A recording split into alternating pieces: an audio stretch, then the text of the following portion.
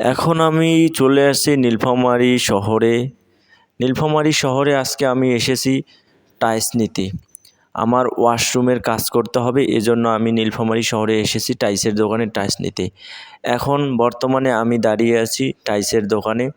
সকল ডিসপ্লের টাইলসগুলো ভালোভাবে দেখে নিচ্ছি, কোন টাইলসটি আমার পছন্দ হয় এগুলো দেখতেছি। এই হচ্ছে নীলফামারীর টাইলসের দোকানদার, এখানে আমি বর্তমানে বসে আছি।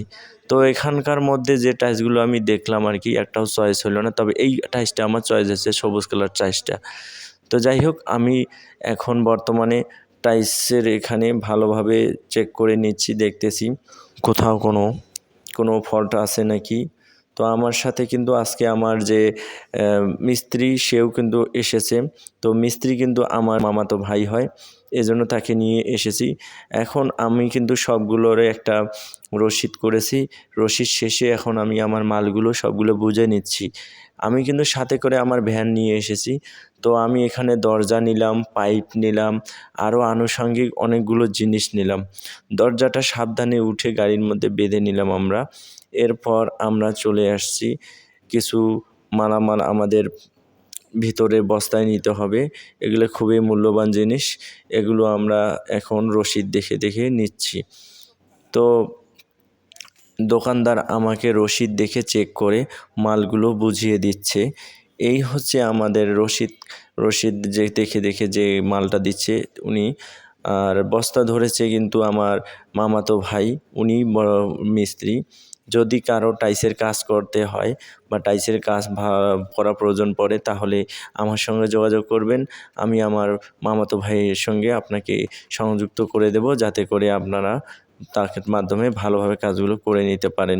তো হ্যালো গাইজ, আসসালামু আলাইকুম। আপনারা সকলে কেমন আছেন? আজকে আমি নীলফামারী শহরে একটি দোকানে টাইলস নিতে এসেছি। আমার ওয়াশরুমের কাজ করতে হবে, এই জন্য আর কি নীলফামারী শহরে আসতে হয়েছে আমাকে। এখানে অনেক ভালো টাইলস পাওয়া যাচ্ছে এবং এখানে সব মালামাল, আসলে মূলত আমি যার দোকানে এসেছি উনি হচ্ছে আকিস গ্রুপের একজন ডিলারশিপের কাজ করে। তো এখানে আমি এজন্য আসছি, এখানে আকিসের মাল পাওয়া যায়। ইনি হচ্ছে আমার ভ্যানওয়ালা। আমি আমার ভ্যানওয়ালা চাচাকে সাথে নিয়ে আসছি, যাতে করে মালগুলো একসঙ্গে নিয়ে যেতে পারি।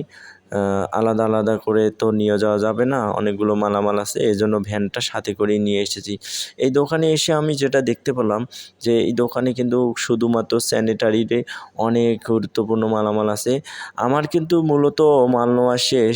এখন আমি আমার মামাতো ভাই মিস্ত্রির মাধ্যমে টাকাটা হিসাব করে তাদেরকে বুঝিয়ে দিচ্ছি।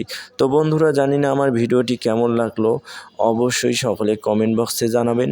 আর আমাকে ফলো দিয়ে এবং লাইক কমেন্ট দিয়ে রাখবেন, যাতে করে এ ধরনের নিত্য প্রয়োজনীয় মূল্যবান ভিডিওগুলো আপনিও পান এবং অনেক কিছু শিখতে পারেন। তো বন্ধুরা, ধন্যবাদ সবাইকে। আসসালামু আলাইকুম।